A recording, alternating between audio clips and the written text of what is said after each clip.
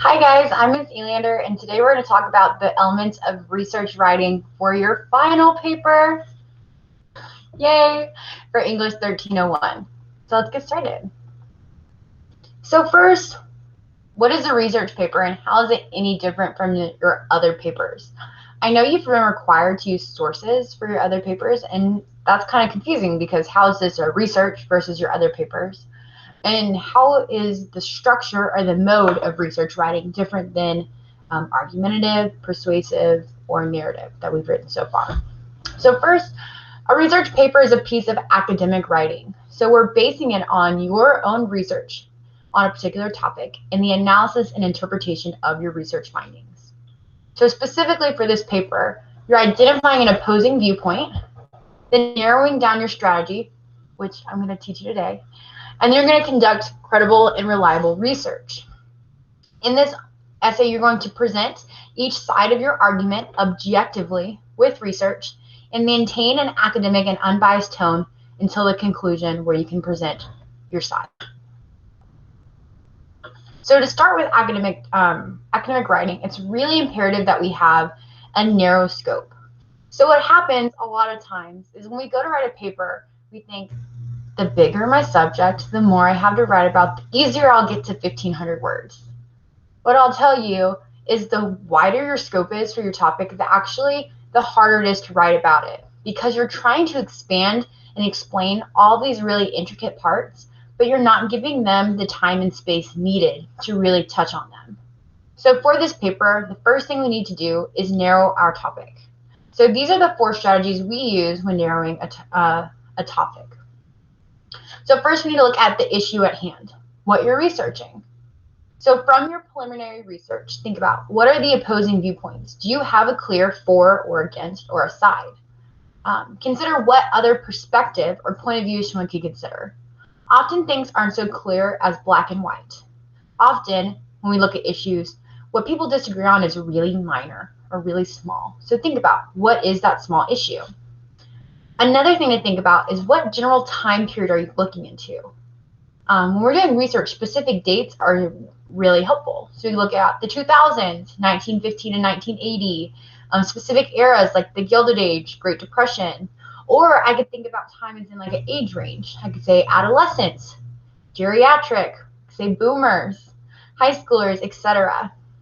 A lot of studies are about millennials, which I'm a millennial. I take heart to those, thinking about like how it represents a specific age group or a specific era in time.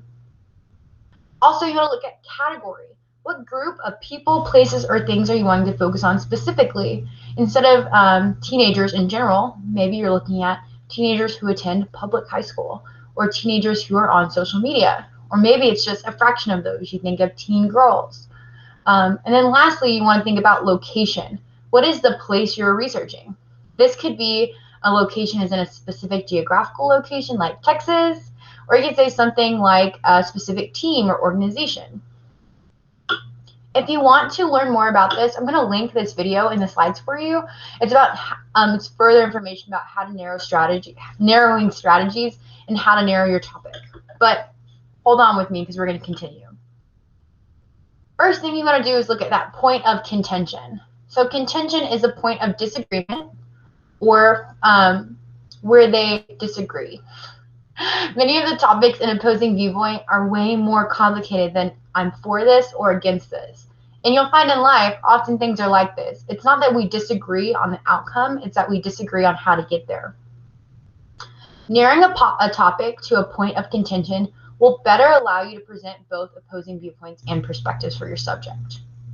For example, if we're going to look at 3 of these things, drunk driving, Flint water crisis, or PTSD, no one is pro-PTSD or pro the Flint water crisis. Everybody agrees that these are inappropriate things. Same things with drunk driving. No one's like, yay, let's endanger everybody else's life, including our own, right?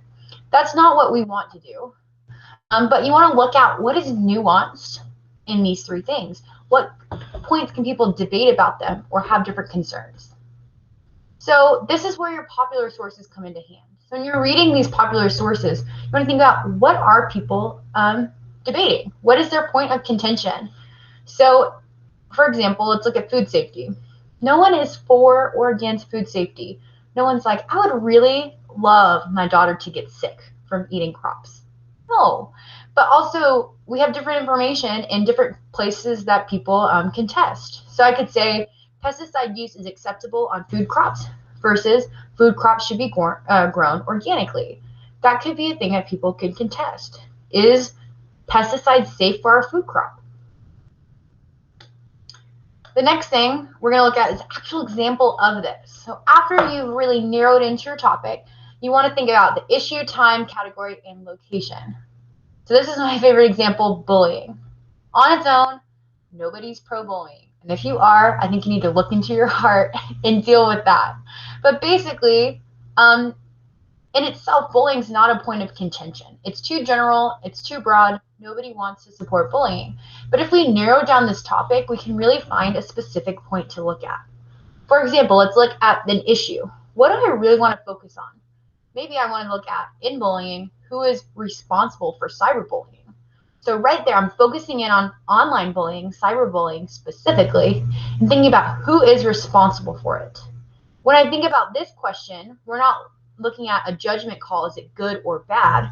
We're looking at who is responsible for dealing with this thing in our society that is bad.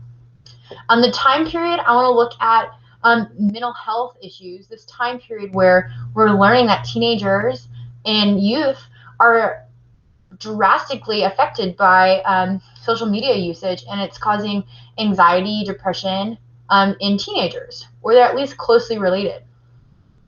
Then we want to look at the category. Instead of just bullying in general, I'm narrowing it down into online bullying. And also, I'm going to take it away from just social media usage and narrow to a specific bullying through social media.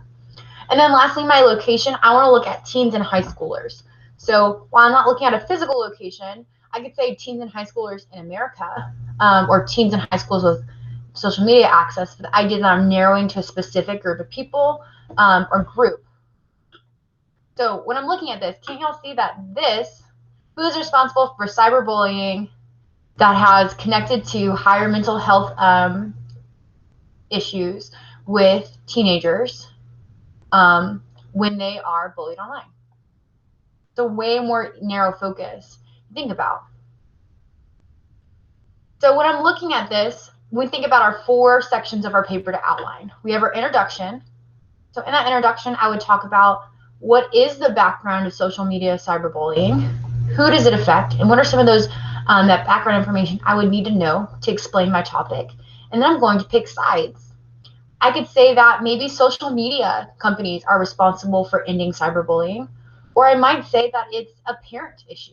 Parenting needs to be dealt with to have a stronger critique of social media usage to help in cyberbullying. And those are my 2 sides. And then in my conclusion, I'm going to provide which side I think is supported by logical evidence. I'm still not going to use the word I, but I'm going to narrow down and thoughtfully examine why I think that is the issue. If you notice, you need to cite at least 1 source in each of the topics. You have 5 sources required, but you have you can use a popular source in your introduction. You need at least one scholarly peer-reviewed journal article for each of the last 3 sections. So if you're paying attention, that's 3 scholarly sources, 3 scholarly peer-reviewed sources, and then 2 other academic sources.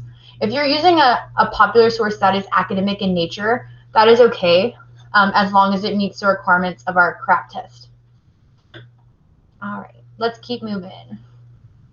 Once you're writing this paper, the main thing that you're going to focus on is providing an academic structured voice through the essay. And so when I say academic voice, that can be kind of confusing. So we're going to break down what 6 parts of academic voice are. It's sophisticated, meaning you're following grammar conventions, formatting, paging, page style, MLA formatting, paragraphing, all that stuff. It's chunking the things where it's supposed to be, so it looks sophisticated just from the get-go. It's intelligent, so you're making contributions to the existing conversation. You're not just repeating, and you're not just breaking down these things, you're actually adding to the conversation. You are using diction and details that show you are educated and that you've studied the subject at hand. You're using your high-level $10 words appropriately and to use your source. You are confident, you're asserting your interpretation and have thought about it thoughtfully and thoroughly. It's logical, so you have an objective tone, and you're using research, facts, and other reason rather than appealing to emotions. And you're not using anecdotal evidence or referring to yourself in your process of arguing.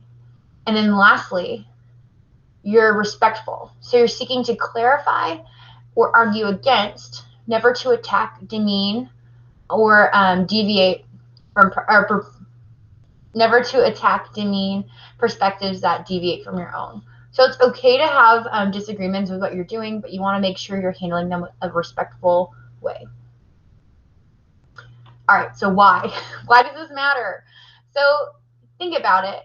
When you need to address your ideas seriously to be taken seriously, think about who your audience is. Your professors. What impression are you trying to make? How can you dress up your ideas so they're heard? So if we think about it, academic voice shows that respect because you're addressing your college professors. It literally is. I'm reading it.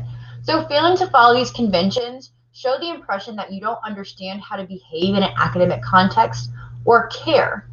You don't change your ideas, or you don't care to change your ideas. You're just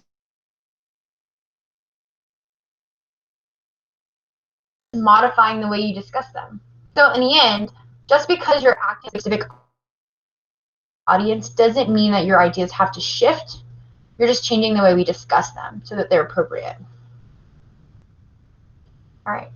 Here's some quick fixes to make sure you're using academic voice in your writing. First, remove any kind of slang or informal language. That's normal for a conversation. While it's okay when we're talking, it's not appropriate in academic writing.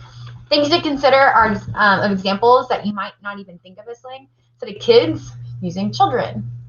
Instead of okay, it was okay, use it was acceptable. Or guy, y'all, man, you all, etc. Other things, get rid of your contractions. One, this buys you 2 words instead of 1 when you're looking at your word count. But also, contractions are shortened forms, usually with the apostrophe, because they're used like that in our speech. In academic context, we don't want to shorten our words. We want to use the full breadth of our academic knowledge in words and actually separating them and using them fully. Also, eliminate redundant phrases. Don't talk about your writing. Get to the speech of it. Instead of, I think, I believe, in my opinion, as previously stated in this paper I will show, don't do it. Don't write about your writing because it muddies your argument. It takes away from what you're saying. It takes away from the data and the logic that you're using. Don't place yourself in the center of an academic style paper. The best thing I ever heard is don't write about writing. If you're writing about your writing process, it needs to be removed because it's making your paper either confusing or it's taking away from the set up research that you've done.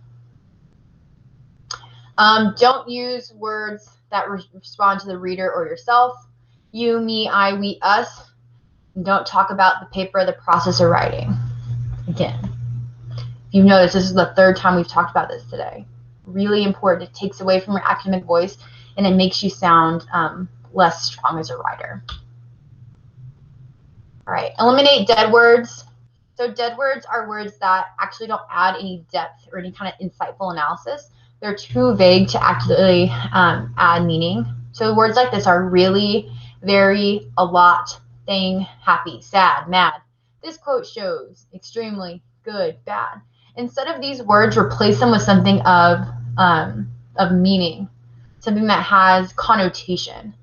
So instead, it was really big, say the massive blank, right?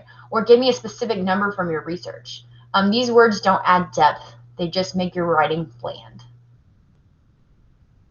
And lastly, one of the things that's really important is NLA formatting is part of your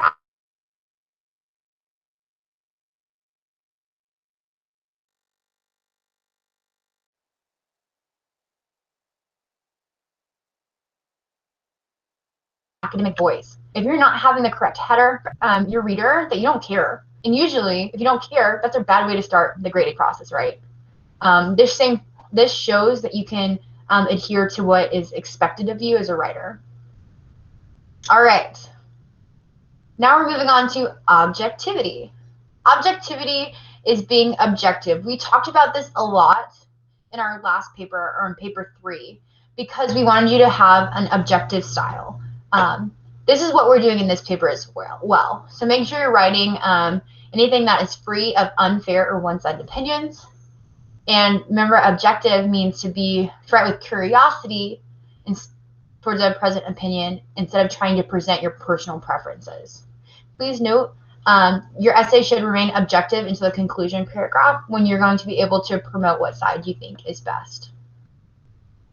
All right, so we've already done this before, but if you want to look at the example again of spot the bias, even something that looks pretty straightforward, right? We were so lucky at the game, superb and skillful. You're showing that they're on the same side of the team. So make sure that you're aware of your bias and you're cutting it out of your work. All right, same thing with this one. If you have any questions, please reach out to your professors. We want to help you. We're available for office hours to talk about objectivity, academic voice, and how to fix your writing if you have any questions. We're here to help you. You got this. Follow the baby steps of the paper and you should do great. Have a wonderful day.